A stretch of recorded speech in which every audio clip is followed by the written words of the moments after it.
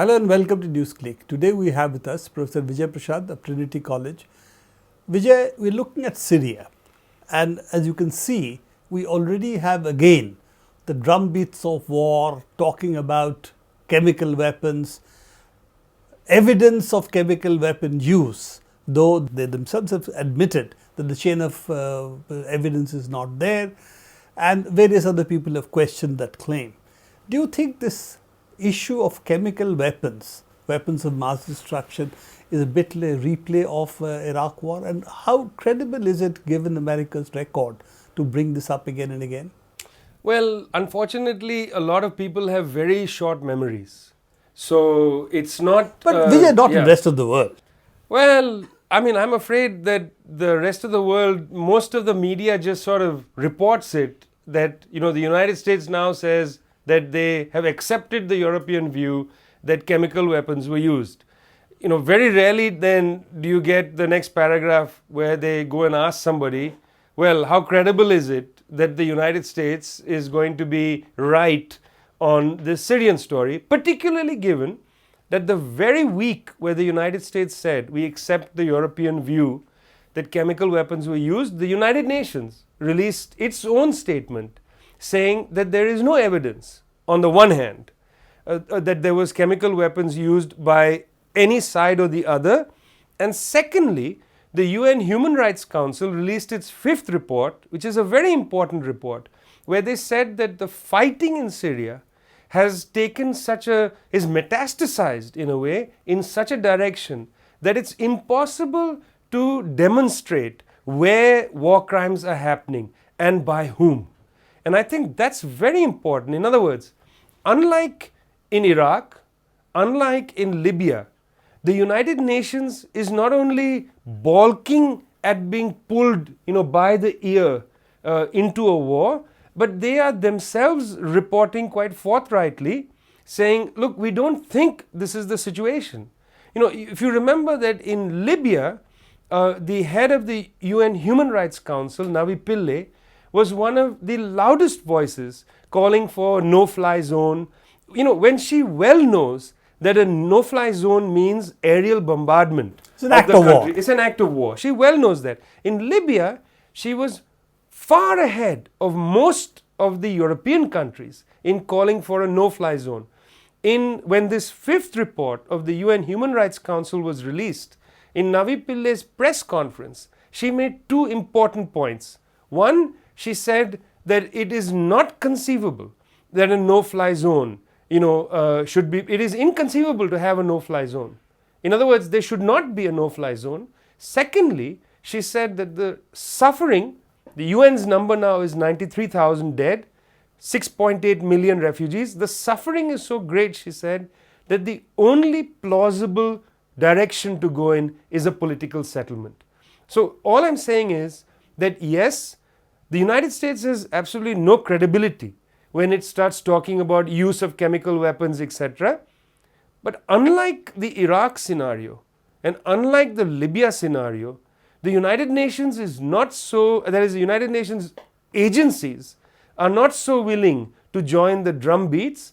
At the same time, the Russians and the Chinese, of course, have said that any attempt at a replay of Iraq or of Libya will not be allowed through the UN Security Council. So despite the kind of language used by the White House, the context today is very different. Well, that's certainly a part of it, and Ban Ki-moon has also not been very happy about the talks about arming the rebels and so on.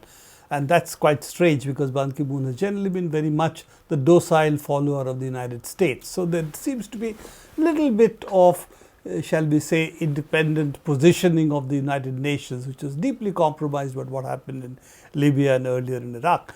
But two important things. One is the EU has said that the embargo is dead, and therefore they are willing to arm the rebels, one. Secondly, before Obama is meeting Putin to discuss what's going to happen also in which Syria is a topic for discussion. Geneva 2 is on the agenda. He comes out to say that we will start supplying arms, and already those arms have actually started making their appearance in Syria. So do you think this is also because they want to redress the military balance between the rebels and Bashar al-Assad's forces? Very clearly the government is today dominating militarily, and therefore they would like to redress it before the Geneva conference takes place, if it at all does. Well, let's take both of them one by one. First, the European issue.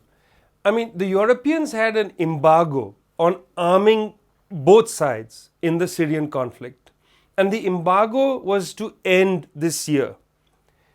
This month. What has happened is that they have not been able to have agreement among the European countries. A section of the European countries want to renew the embargo.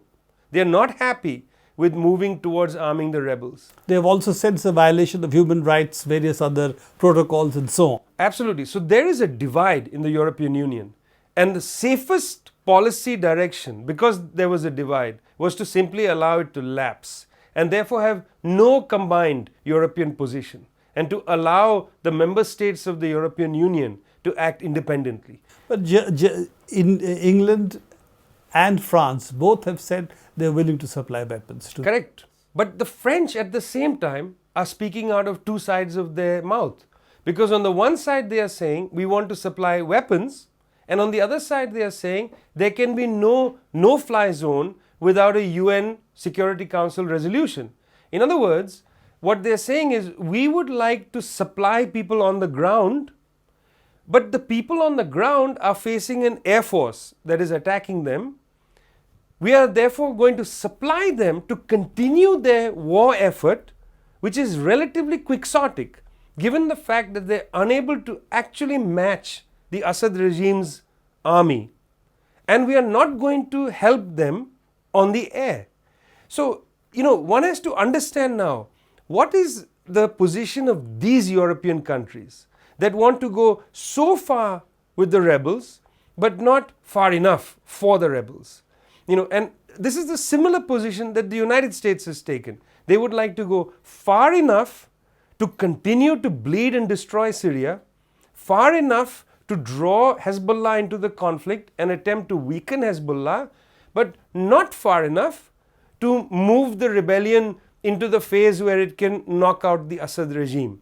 It seems that the policy that the French and the Americans, etc., an unarticulated policy, is not actually about getting rid of the Assad regime, nor is it about bringing the rebels to power in Damascus.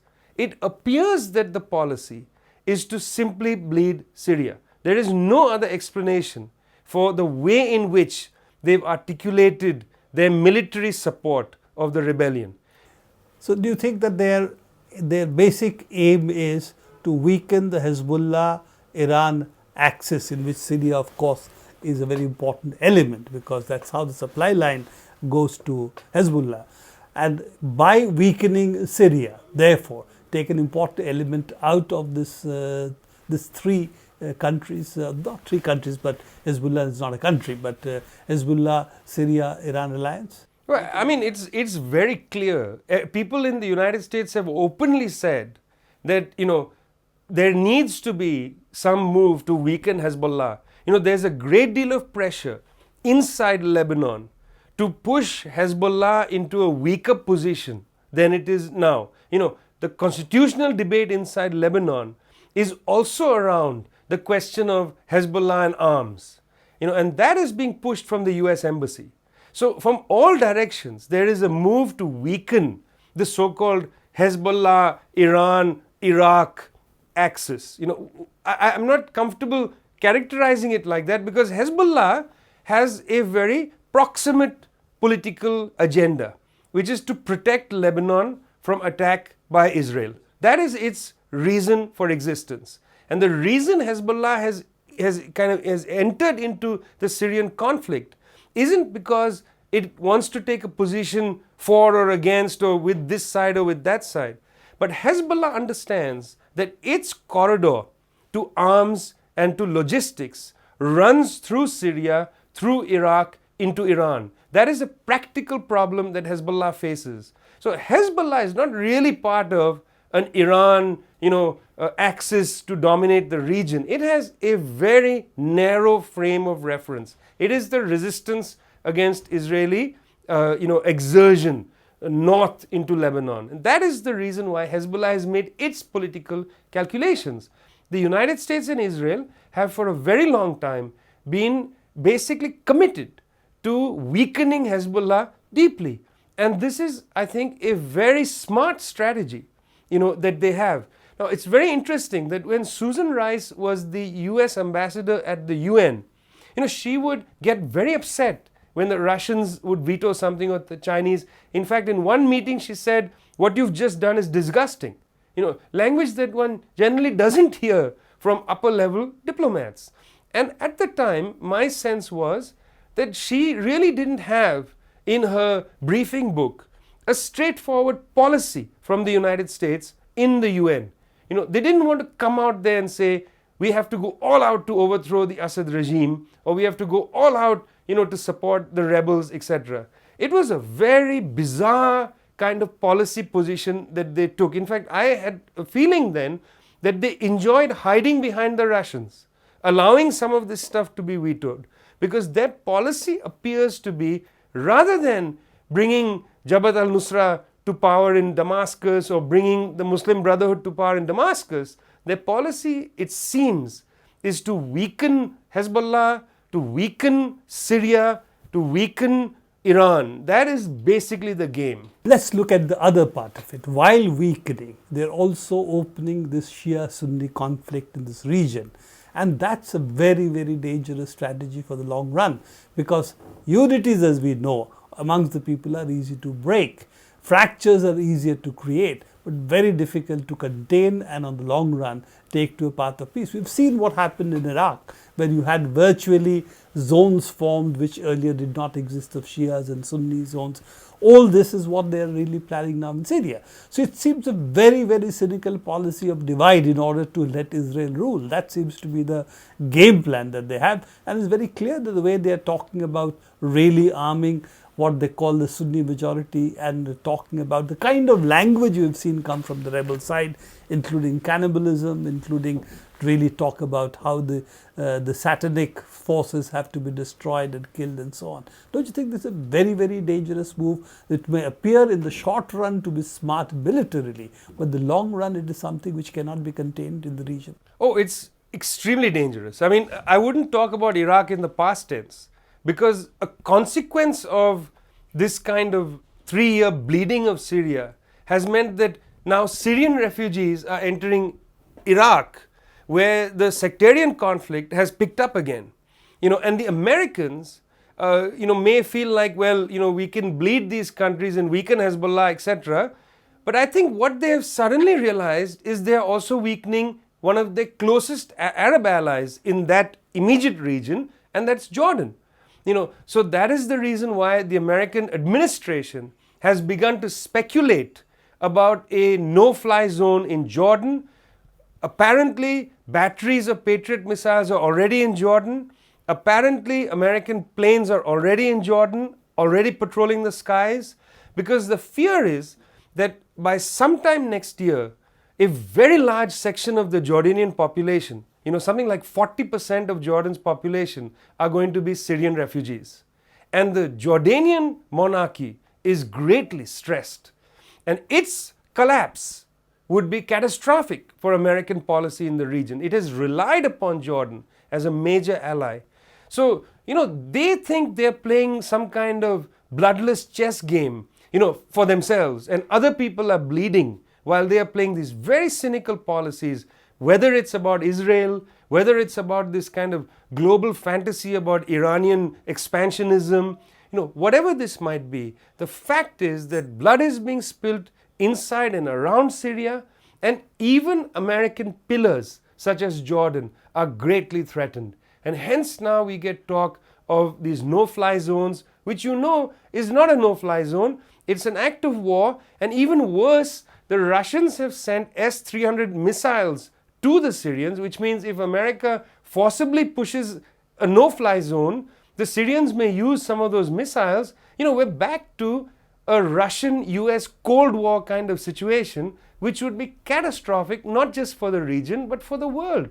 And I don't understand how there can be such a cavalier position, taken by the West on what is happening there, unless they have no concern for the long-term health of West Asia, and indeed for kind of new forms of stability that are indeed emerging on the global stage. They seem to say, we're going to go down fighting.